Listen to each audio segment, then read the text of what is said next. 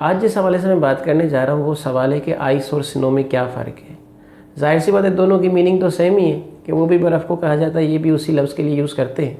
लेकिन असल जो डिफरेंस है इनमें कि स्नो जो है वो जो ऊपर हवा में वेपर्स होते हैं वो बर्फ़ बन के जो फ्लेक्स की शक्ल में नीचे गिरते हैं जो कि सॉफ्ट होते हैं, उसको स्नो कहा जाता है। जबकि आइस जो है वो पानी के फ्रीज़ होने को हम आइस कहते हैं। ये उनमें दोनों में स्नो और आइस में फ़र्क है। इसी तरह से कुछ पाला होता है जिसको फ्रॉस्ट कहा जाता है, वो भी पानी की शक्ल में होता है कि जब पानी जम जाता है तो उसको फ्रॉस्ट भी कहा जाता है। स्पेशली ये वेदर के हवाले से लफ्ज़ यूज़ होता है। आपको इन अल्फाज का पता भी होगा। अक्सर हमारे जो डीप फ्रीज़र होते हैं उसमें जो बर्फ़ जम जाती है उसके सरफेस के ऊपर तो हम उसको डीफ्रॉस्ट करते हैं, यानी कि वो जो है असल में पाले की शक्ल में होती है कि किसी जगह पे बर्फ़ का जम जाना जो होता है। इसी आइस के हवाले से बहुत सारे ऐसे इडियम्स भी हैं, कुछ ऐसे फ्रेजल वर्ब्स भी हैं जो अक्सर जो है वो यूज़ किए जाते हैं, तो उनके बारे में भी आपको बताता चलूँ। फिर जो इनकी जो बाय प्रोडक्ट्स होती हैं आइस की, आज उसके बारे में भी आपको बताऊंगा। तो जो इसमें ज़्यादातर जो फ्रेजल वर्ब्स यूज़ होते हैं उनमें एक है आइस डाउन। आइस डाउन यानी कि आप किसी भी जो है वो प्रोडक्ट में किसी भी चीज़ के अंदर अगर बर्फ़ ऐड करते हैं आप उसको असल में आइस डाउन करते हैं। मिसाल के तौर पे किसी ने जो है वो किसी ने आपके सामने पानी का गिलास रखा और कहा कि यार इसको आइस डाउन कर दो, यानी कि इसमें बर्फ़ डाल के जो है वो ठंडा कर दो, तो इसको हम आइस डाउन कहते हैं। यानी कि किसी चीज़ में बर्फ़ ऐड करके ठंडा करने को हम आइस डाउन कहते हैं। फिर एक और है आइस ओवर। ये जो प्रपोजिशनल या फ्रेजल वर्ब है ये यानी कि बर्फ़ बन जाना। कोई चीज़ है मिसाल के तौर पे जो है वो पानी वगैरह आपने रखा है तो इट्स आइसिंग ओवर, यानी कि वो बर्फ़ बन रहा है, तो इसमें फिर हम यूज़ करते हैं आइस ओवर का प्रपोजिशनल या फ्रेजल वर्ब। अच्छा, बर्फ़ की जो एक और शक्ल होती है जिसको ओले कहते हैं, जिसको जालाबारी कहते हैं, उसको हेल स्टोन्स कहा जाता है।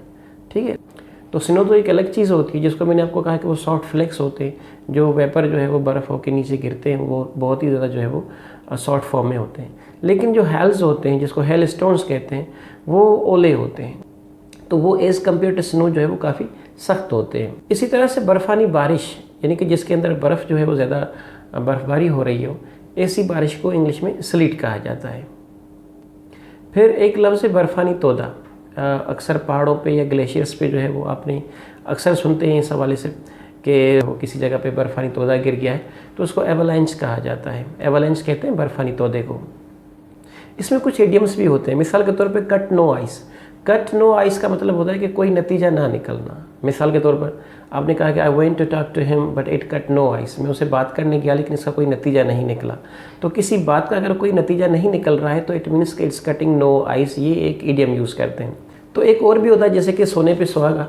अक्सर हम अपनी आम ज़बान में इसको मुहावरे के तौर पर यूज़ करते हैं, तो इसको कहा जाता है इंग्लिश में आइसिंग ऑन द केक, यानी कि सोने पे सुहागा।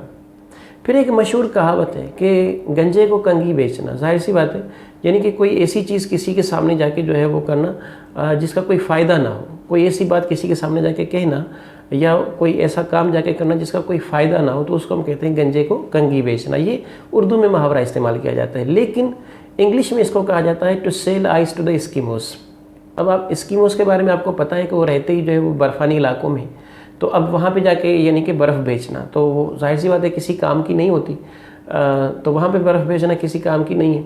इसी तरह से जो है वो हम उर्दू में ये कहते हैं कि गंजे को कंघी बेचना, लेकिन इंग्लिश में कहा जाता है sell ice to the Eskimos.